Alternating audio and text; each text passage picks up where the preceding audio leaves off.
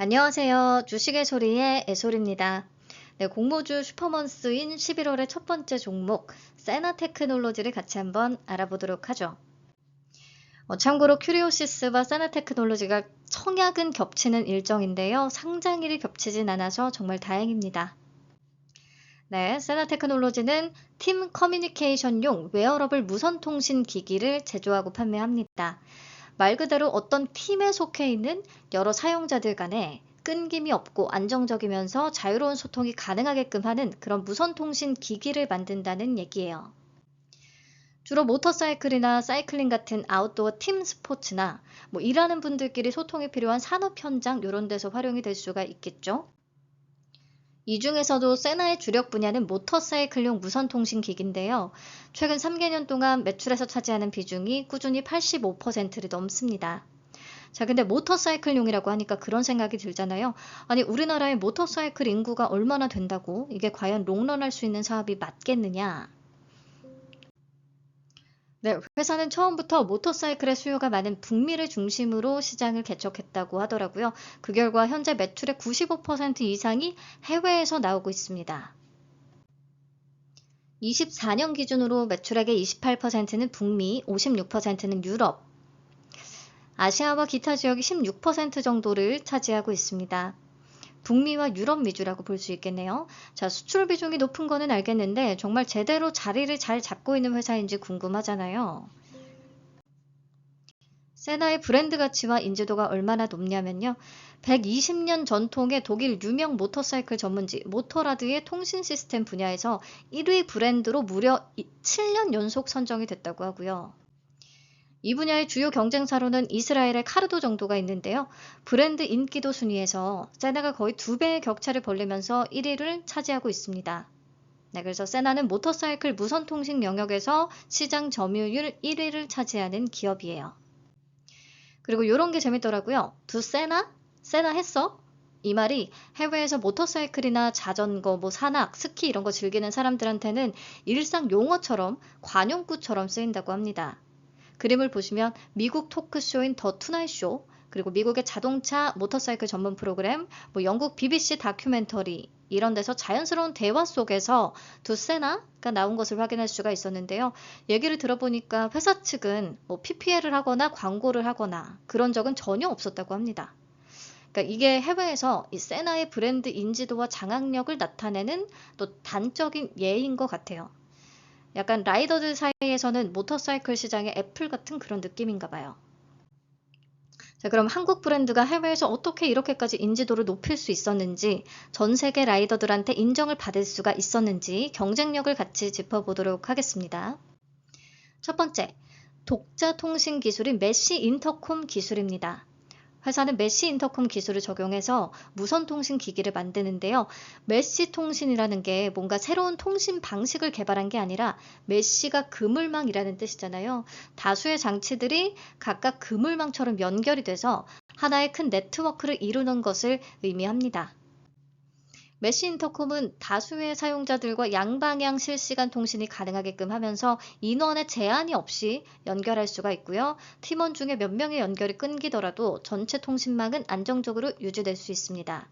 그리고 최대 8km 이내에서 팀원과 동시 연결이 가능하다고 해요. 기존에도 사람들이 쓰던 이미 블루투스 기반의 통신 장치들이 있었을 거잖아요. 근데 블루투스 기반은 연결 가능한 기기 수에 제한이 있고 거리도 좀 제한되고 일렬 주행을 할 때는 앞뒤로 간격이 벌어지면 끊기는 그런 문제도 좀 있었나 봐요. 음질도 아쉬웠겠고. 그에 비해서는 훨씬 개선된 진보된 기술이라고 보면 되겠고요. 또 핵심은 이 메쉬 인터콤 기술이 폐쇄성과 비호환성을 가지고 있어요. 이게 무슨 말이냐면 메쉬 통신을 구현한 제조업체에 따라서 제품이 서로 호환되지가 않는다고 합니다. 세나를 쓰고 있는 친구와 같이 모터사이클을 타면서 소통을 하려면 나도 세나를 써야 가능하다는 소리예요. 세나가 시장 점유율 1위고 지금 2010년부터 15년 동안 전 세계 판매 출하된 게 누적 2천만 개 이상이라고 하거든요. 이미 세나가 모터사이클 타는 사람들 사이에 널리 퍼져 있기 때문에 친구가 세나면 나도 세나. 한번 세나는 영원한 세나, 고객 락인 효과가 있어서 세나에 좀 유리하게 적용할 수밖에 없겠습니다. 자, 두 번째 경쟁력은 세계 최고 브랜드를 대상으로 ODM 사업을 하는 유일한 사업자라는 점입니다.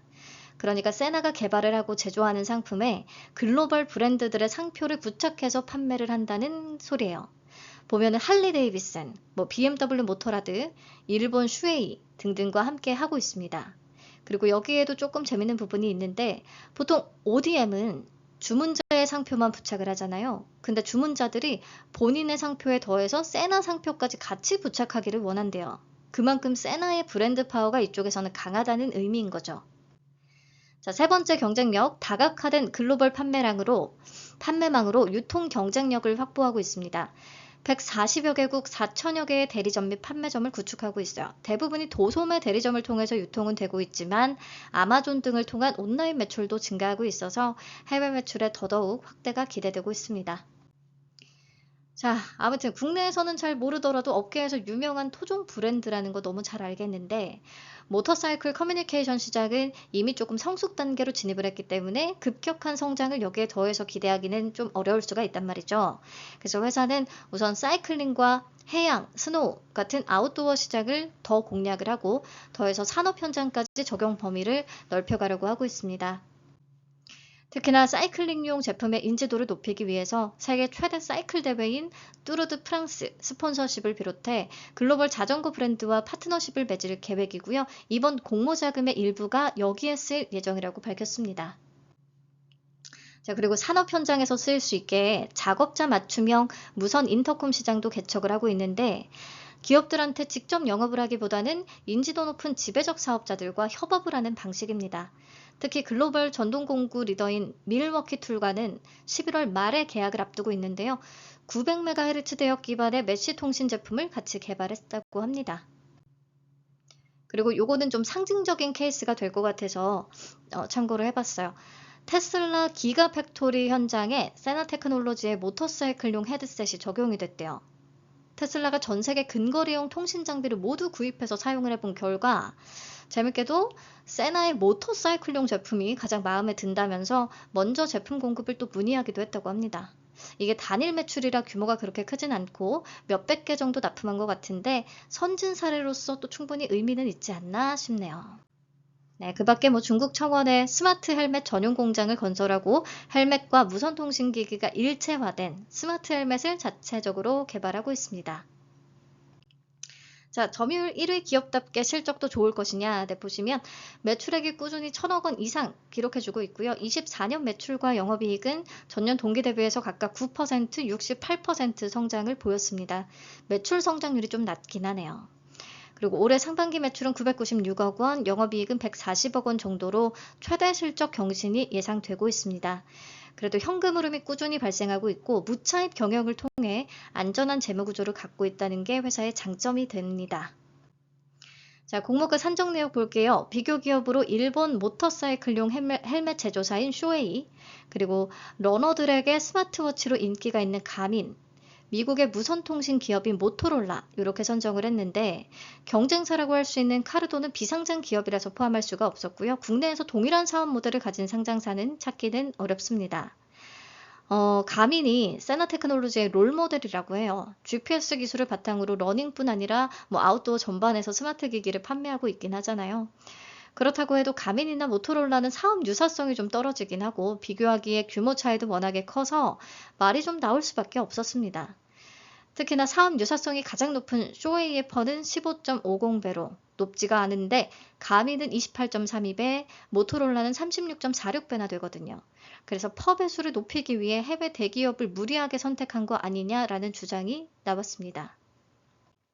우선은 넘어가서 주당평가가액 산출할 때는 25년 반기 LTM 순이익 기준으로 계산을 했는데 회사가 매출 인식 시점과 재무제표 보고 기간을 일치시키기 위해서 25년 6월에 매출이 발생하긴 했지만 6월 이후에 고객한테 인도된 제품 매출에 대해서는 매출로 산입하지 않는 매출 컷오프를 실시했다고 하거든요. 그래서 24년 6월에 매출이 발생했지만 6월 이후 고객들한테 인도된 제품 매출을 더해주는 컷오프 조정을 했고요. 총 205억 원 정도를 적용했습니다. 그래서 주당평가가액은 93,788원을 산출했고요. 여기에 할인율 39.4%에서 49.3%를 적용, 최종적으로 밴드는 47,500원에서 56,800원을 제시했습니다. 할인율은 좀 높은 편. 자, 그러면 25년 상반기 LTM 순이익하고 10월 30일 시가총액을 기준으로 피어 그룹들하고 퍼를 비교를 해봤을 때 세나테크놀로지의 상단 기준 퍼 15.45배는 쇼웨이의 퍼보다는 이미 높은 수준이에요. 가민, 모토롤라보다는 당연히 낮고요. 그래서 가격을 보는 사람에 따라 평가가 조금 나뉠 수도 있겠다라는 생각을 했습니다. 자, 그럼 수요 예측 결과 바로 확인해 볼게요. 경쟁률 976.92대 1, 2158개의 기관이 참여했습니다. 그럼 비교해서 봤을 때 참여 건수 자체가 이노테크, 노타, S2W보다 조금 낮기는 해요. 그래도 2000개 이상의 기관들이 참여했기 때문에 낮은 건 아닙니다. 높은 편입니다. 가격 분포표 보겠습니다. 밴드가 47,500원에서 56,800원으로 제시됐는데 36개 기관을 제외하고는 대부분 상단 이상으로 참여한 모습입니다. 네, 기관들도 약간은 가격에 대한 평가가 갈렸던 것 같죠. 하단과 하단 미만의 분포가 조금 있었다는 것을 확인할 수가 있고요. 뒤에서 얘기하겠지만 얘는 사이즈도 조금 있는 편이기 때문에 보수적인 기관들도 있을 수밖에 없었던 것으로 보입니다. 그래도 대부분은 상단 이상에 참여를 했기 때문에 공모가는 상단인 56,800원으로 확정됐습니다. 가격적인 부분은 내 맘대로 주가 계산과 함께 다시 한번 말씀을 드릴게요. 자, 그리고 이번 수요 예측에 대한 최종 평가는 의무 부유 확약을 통해서 더 확실히 할 수가 있을 것 같아요. 건수 기준으로 19.05%, 수량 기준으로 17.04%를 기록했는데요. 바뀐 제도에 적용을 받은 종목들하고 비교해서 봤을 때 이노테크, 노타에 비해서는 3분의 1 수준으로 낮습니다. 그래서 기관들도 이 세나테크놀로지에 대해서는 섹터에 대한 부담, 또 가격에 대한 부담, 사이즈에 대한 부담을 다른 종목 대비해서는 조금 더 느끼지 않았나라는 생각을 해봅니다. 근데 S2W가 수요 예측 때 수량 기준으로 22.86%였는데 최종적으로 확약이 72.64%까지 올랐었잖아요. 세나테크놀로지도 주간사 측에서 확약을 좀 신청한 기관들 위주로 잘 배정을 해주길 바라봅니다. 넘어가서 공모 개요 체크하겠습니다. 공모가가 56,800원으로 확정되면서 공모 금액은 318억 원, 시가총액은 약 3,168억 원의 사이즈로 상장을 추진합니다. 청약은 11월 4일과 5일 이틀에 걸쳐 진행되고요. 환불 이틀 걸리고요. 상장은 11월 14일 단독으로 예정되어 있습니다. 청약은 KB증권, 신한투자증권 두 군데서 가능하고요. 최소는 20주입니다. 증거금이 56만 8천원으로 균등만 하실 분들도 약간 부담스러울 수가 있겠네요. 자, 신주 모집 100%로 진행되고요. 우리사주조합에 5%가 배정됐는데 직원 111명 기준 1인당 배정 금액은 약 1,433만원 정도가 되더라고요. 다 소화되지 않을까 싶긴 하고요. 상장일 유통물량 체크하겠습니다. 주식 총수의 36.22%에 해당하는 201만 9,913주는 상장 당일에 바로 풀릴 수 있습니다. 그러면 공모가 기준 금액으로 약 1,147억 원, 좀 무거운 느낌이죠. 그래서 확약이 더군다나 중요한 종목이었는데 수요 예측에서 확약의 비중은 조금 아쉬운 수준입니다. 그리고 유통물량 중에서 기존 주주의 비중이 72.28%로 굉장히 높은데요. 이미 배정을 받았던 임직원들의 우리사주 조합 물량이 있고 그리고 1% 이상 보유주주 중에서 전 임원진과 감사들이 있고요. 사는 캐피탈 있고 기타 소액주주가 누군지 여쭤보니까 이것도 대부분 퇴사한 직원분들이라고 하시더라고요. 그래서 상장일 유통 물량의 대부분은 임직원들이 들고 있다. 라고 보면 되는 상황이거든요. 아마 그분들은 공모가보다 훨씬 낮은 가격에 들어왔을 거라 상장일 매도 리스크가 조금 크다고 볼 수가 있습니다. 자, 결론, 유통물량 측면에서 단점이 더 도드라져 보인다. 자, 그러면 마지막으로 많은 분들이 기다려주시는 내 맘대로 주가 계산 미리 해볼게요. 26년 예상순이익과 비교 기업들의 어제자 시총 기준 펄을 적용해서 주당 평가가액을 계산해 보면요. 약 13만 4,839원, 공모가보다 137%는 높게 산출되거든요. 근데 얘기했듯이 가민과 모토롤라를 과연 비교 대상으로 삼는 게 맞느냐라는 이견이 존재할 수밖에 없기 때문에 사업 유사성이 높은 쇼웨이에 펌한 적용을 해서 주당 평가가액을 계산해 봤어요. 그러면 71,595원, 공모가보다 26% 정도 높게 계산이 되거든요. 그래서 이 정도면 그래도 공모가 대비 상승 여력은 조금 나올 수 있겠다라고 보고 있습니다. 다만 섹터 매력이나 사이즈 메리트가 좀 떨어지는 편이기 때문에 이론적으로 계산한 가격 대비해서 오버슈팅이 크지 않을 수는 있어요. 그래서 저는 기대 수익률 되게 보수적으로 40에서 한 50% 정도를 잡고 청약 판단의 기준을 세워보려고 합니다.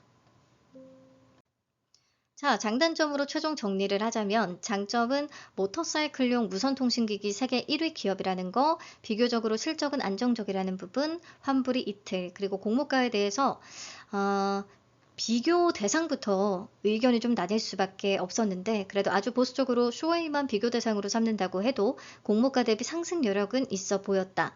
요거는 개인적인 의견. 그리고 단점은 사람들이 선호하지 않는 섹터고 좀 낯선 섹터일 것 같고요.